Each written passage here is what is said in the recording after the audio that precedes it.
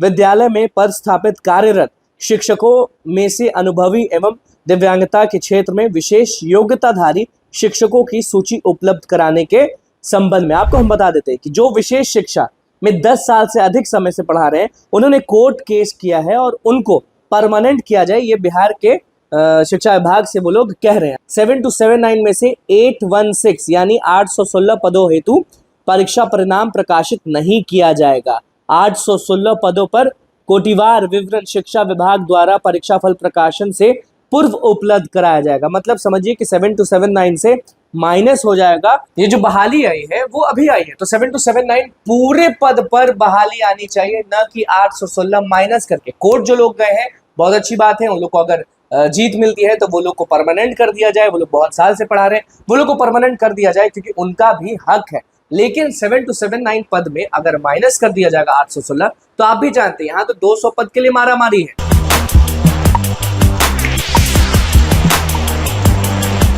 देखिए, आप भी जानते हैं कि जब भी बहाली आती है बिहार में तो कुछ न कुछ गड़बड़ियां होती है। नमस्कार, मैं हूं अनिकुल तिवारी और आप वॉइस हब देख रहे हैं। BSSTT की बहाली के बारे में हम बात करेंगे।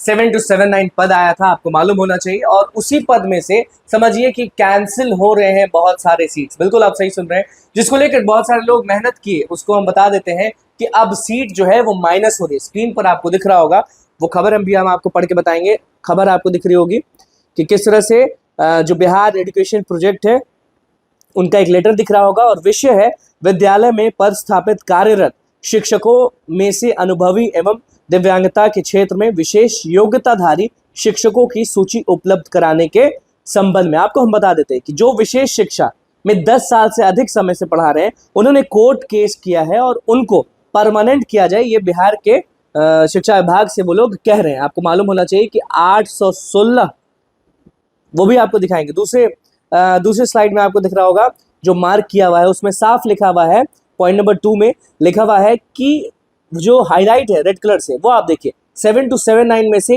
816 यानी 816 पदों हेतु परीक्षा परिणाम प्रकाशित नहीं किया जाएगा। 816 पदों पर कोटिवार विवरण शिक्षा विभाग द्वारा परीक्षा फल प्रकाशन से पूर्व उपलब्ध कराया जाएगा। मतलब समझिए कि 7279 से माइनस हो जाएगा 816। अब सरकार इनके पद 7279 में से 800 पद कम कर रिजल्ट देगी और शायद इनको परमानेंट भी किया जाएगा अलग से। तो समझ जाइए कि क्या है। आपको मालूम होना चाहिए कि लोग जो है वो बहुत परेशान हैं। लोग का कहना है कि अगर आप 7279 पद निकाले हैं तो 816 क्यों कम करेंगे। आप उनको अलग रखिए और BSSTT के लोगों को अलग रखिए, क्योंकि वो भले 15 साल 10 साल से पढ़ा रहे हैं, लेकिन ये जो बहाली आई है वो अभी आई है। तो 7279 पूरे पद पर बहाली आनी चाहिए, न कि 816 माइनस करके। कोर्ट जो लोग गए हैं बहुत अच्छी बात है, उन लोग को अगर जीत मिलती है तो वो लोग को परमानेंट कर दिया जाए। वो लोग बहुत साल से पढ़ा रहे हैं, वो लोग को परमानेंट कर दिया जाए क्योंकि उनका भी हक है। लेकिन 7279 पद में अगर माइनस कर दिया जाएगा 816, तो आप भी जानते हैं यहाँ तो 200 पद के लिए मारामारी है। और 816 पद अगर कैंसिल कर दिया जाए, अगर 816 पद माइनस कर दिया जाए तो बहुत बड़ा बवाल है।